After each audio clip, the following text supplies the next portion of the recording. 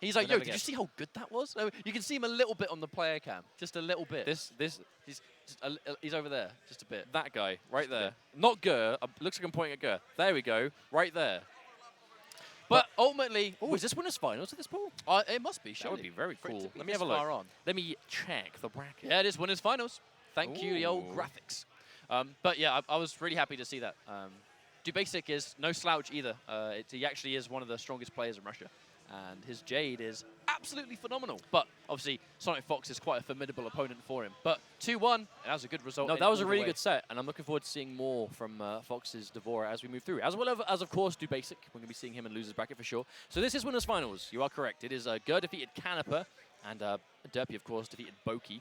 Off stream, Boki 2-0'd Heroes NZ. And Mr. Miski actually had quite a gauntlet in losers. He won his first match against Getnished. He then beat the Kill Sage. He then beat Canepa, and he's now against Boki in losers semi for top 24 of that pool. So this has been quite a bloodbath of a pool, but we are moving now into the winner's side. Now this is a really good pickup for Derpy. I genuinely believe that Kung Lao has all the tools you could need to contain Geras. I don't know if I would go as far as to say I think it's a bad matchup for Geras, but Kung Lao, his uppercut stops him from jumping, and he just goes toe-to-toe in the damage department, you know, and he has his own good flawless block game. I feel like there's definite arguments to be made that Kung Lao, at very least, goes even in this matchup. And his jump kick is very hard for Geras to deal with. Well, who's going to win this one actually kind of remains to be seen. This is quite the test for Derpy. Gur is more seasoned, Gur is more successful. And with North America pretty much being, you know, the dominant force in Mortal Kombat, bar a few exceptions, I'm always interested to see how the rest of the world will stack up to them. And actually, for me, this is one of those matchups. How well will Derpy do versus Gur? This is one of, I think, his biggest, if not his biggest competitive test he's had so far in a pro competition. I would agree with that. Because at least when he fights someone like Foxy, he's familiar with Foxy, he's friends with Foxy. This is, you know, I'm sure, you know, he has a lot of respect for Gur, but this is a real tournament only. He's sitting in front of Gur. It's time to play and try and beat him. And this is winner's side of top 24 as well. So that's a decent amount of pro competition points that you are securing for yourself. Both these players will be top 24 now due to how the pools work, but you want to be winner's side. 1000%. Train of failures throughout history. Round 1. Fight. All right, here we go. Game number 1 here, Derpy versus Gur. Now, I do know this is a matchup that we've seen Gur play before because he's had extensive experience against playing Splash, who is a Lotus Fist Lao player. I do wonder about how hat tricks will make a bit of a difference here, trying to use that full screen space. Oh, he's trying to stick out those fake buttons. He's trying to fake out the hat toss, but to no avail is now Gur. He's starting to get the gas pedal on, but immediately flipped. And now a full combo now, breakaway. The 1-2 shimmy game. We are starting to see more Kung Lao players shimmy with the 1-2. But Gur hadn't fallen for it yet. Ooh, I've seen so many pokes go Ori here. Okay, there's a clean anti-air, I believe. The lack of counter hit on the neck chop, ultimately for me, that's going to be a big changer in this matchup, that Kung Lao is no longer at as much risk of being just crushing blow. And there's the shimmy again. Finally works out, and he drops the dive kick, unfortunately. He's going for optimals, but paid the price. Gur, is he going to catch up the down two? Oh, no, he wants to go for both bars. And now this is scary. Takes the down 3. Oh, and he tries to counter poke, but Geras is down 1. Fastest down 1 in the game at 6 frames. That's not going to quite work. We normally see that work, but against Geras, it's a bit harder. Your end is near. I like the way Gur is staying composed throughout this entire match so far. Like, Derpy is trying to hit him with, like, pretty much like trapping him into pressing buttons, but Gur is consistently not doing it. Now that escape failed is gone from the back throw, for the forward throw to connect. Ooh, good corner escape. You can definitely knock down. Here comes Derpy.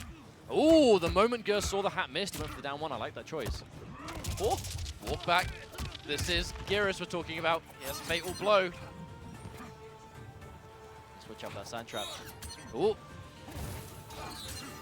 Okay, this is dangerous territory.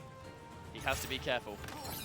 And yeah, just trying to get a little bit of charge Yeah, just in case. I'm not sure why Gur did that though. I feel like the second he went for that charged fist, like if it was a bait to like cancel it and go for the sand trap, maybe, but there's no way that would have had the time. Unless Gur conceded the round and just wanted to charge up the gauntlet a little bit, perhaps. Perhaps. I mean, it would have been very hard for him to There's make no the way Gur comeback. would have made that big of a mistake intentionally, like so deliberately with that much time in between. Another auto shimmy coming through. And he knows he's going to break away, so he cashed out for extra damage. The forward four doesn't work out, puts himself minus now. Gur able to reverse momentum just a little bit. And now the mix-up game. I mean, the tables get turned, don't they? And there's the block, tries to punish, not quite close enough. And another grab. Very similar game plan being played by both players here. Ooh, the plus frames. The challenge from Gur with the down one. A lot of respect, actually, from Derpy, knowing that Gur was going to expect it. Ooh. This is a very high, tense matchup here. No, it's very hard to call. And there you go, the meaty. Oh, big hit. No, he misses the confirm. Not quite close enough. But it's still scary. And another grab. This is a bit of a weird matchup. Fatal blows in play for Gur. Oh, and there's the shimmy. And keeps it unbreakable from Derpy. He goes for the hat toss, and that's a good game one. Now, the big thing here is Gur is consistently getting hit by the 1-2 as pretty much an auto shimmy, right? And again, to reiterate, this is a phrase that is used a lot in this game that hasn't been before. An auto shimmy is a string where typically when someone is trying to shimmy you, which is effectively the act of trying to bait you into a throw, you know, if they make it look like they're backing off or they're delaying a button and then go for a throw. Normally, stuff like that, there's like a universal timing that you can tech the throw and block a follow-up, right? But an auto shimmy is something that you can't really do that. Because the timing, you will get hit by one or the other if you try and do that kind of thing.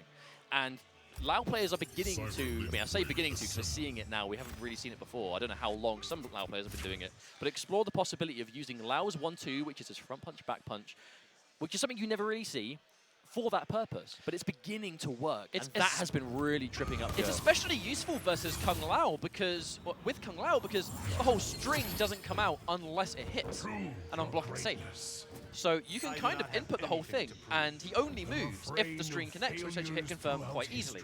I think Gur, I fear maybe he's showing a bit too much respect to Derpy, and he's falling victim to the Kung Lao mix-up game. He's got new error. Okay, that's big change. He wants the full screen presence. He wants to zone and then have his own threat up close. Because that's actually really going to keep people out of the air too. You can already see the chip damage that's being done. This is very much an anti-Kung Lao pick, and it's a very smart choice by Gur here. It's forcing Derpy to come in. I like to use that close time as well. Oh, whip punish for that. Watch out, if he whips it. Oh, never mind. Oh my word! Ugh. He just gets a full combo anyway. Oh, the setup. A lot of damage dealt too. 6 out forward, 1-2. Oh. Oh. Oh, tried to get the tackle to end, but didn't quite get the timing. And there we go. That's not a crushing blow? No, not close enough. Nowhere Not far near enough away, I enough should say. distance covered. Ooh. Oh my god, wait a confirmed. minute! Is that enough to kill? It might be. That's a big damage button beforehand. We're seeing some shields come through. Is that enough? We'll find out. Oh my God. is. Wow. Derpy on match point against Gur. Is this going to be a 2-0? It might be. Derpy's playing well. That was the first time we've seen Gur get opened up by that forward four as well. He's had a real good ratio of guessing right on the throw or the mid. That was the first time he got hit, and unfortunately it was so costly. Big whiff, but no real punish. Good throw escape, Gur. He's keeping his composure really well. But now he's not as able to play that full screen game as willy-nilly, I suppose. Manages to squeeze the fatal blow in between as Derpy, convinced that Gur is going to block, manages to fall for the fatal blow. Gur read the throw, had the option. Gur is still in this one. He has was! Oh my word! Derpy from the UK! Beating Gur?